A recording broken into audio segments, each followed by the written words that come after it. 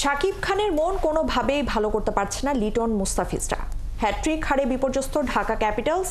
তারকা ক্রিকেটার নিয়ে দল গড়েও কেন হারের বৃত্তে ঘুরপাক খাচ্ছে ঢাকাইয়ারা?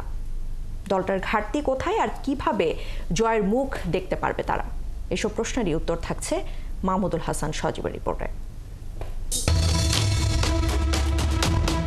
৬০ বলে থিসারা পেরেরার দুর্দান্ত সেঞ্চুরি, তারপরেও হারের চাকা থামাতে পারেনি ঢাকা।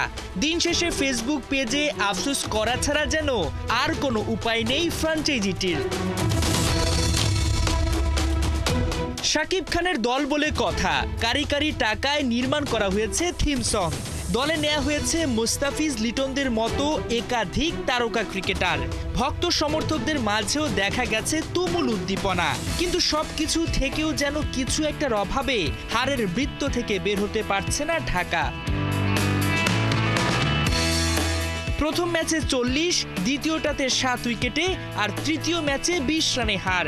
খালেদ মাহমুদ সুজনের শিষ্যদের ঘাটতিটা ঠিক কোথায়? কেন এত প্রত্যাশা নিয়েও জয়ের দেখা পাচ্ছে না তারা? উত্তর একটাই, সঠিক টিম কম্বিনেশনের অভাব। দলে অলরাউন্ডারের আধিক্য, আর যাদের নিয়ে প্রত্যাশা বেশি তাদের বেশিরভাগ ক্রিকেটারই অফ ফর্মে। এই যেমন লিটন দাস ওপেনিংয়ে এক ম্যাচে কেবল খেলেছেন ৩১ রানের ইনিংস, কিন্তু তাতে দলের ভাগ্য বদলায়নি। বাকি ২ ম্যাচের একটিতে ২, আরেকটিতে মেরেছেন ডাক। অন্যদিকে মুস্তাফিজুর রহমান নিজেকে ঠিকঠাক ভাবে মেলে ধরতে পারছেন না। উইকেট পেলেও বেশ এক্সপেন্সিভ ঢাকাইয়া বোলার। এর বাইরে টি10 খেলে আসে সাব্বির রহমান ফর্মে থাকলেও তাকে একাদশে না রাখা, এনসিএল টি20তে ছন্দে থাকা হাবিবুর রহমান সোহানকে না খেলানো, এছাড়া অলরাউন্ডারদের উপর বেশি ভরসা করায় ফিনিশিংয়ে দুর্বলতা দেখা যাচ্ছে ঢাকাইয়াদের। ঢাকার দলে ঘরোয়া লিগের ফর্মে থাকা বেশ কজন ক্রিকেটার থাকলেও তাদের উপর ভরসা রাখছে না টিম ম্যানেজমেন্ট।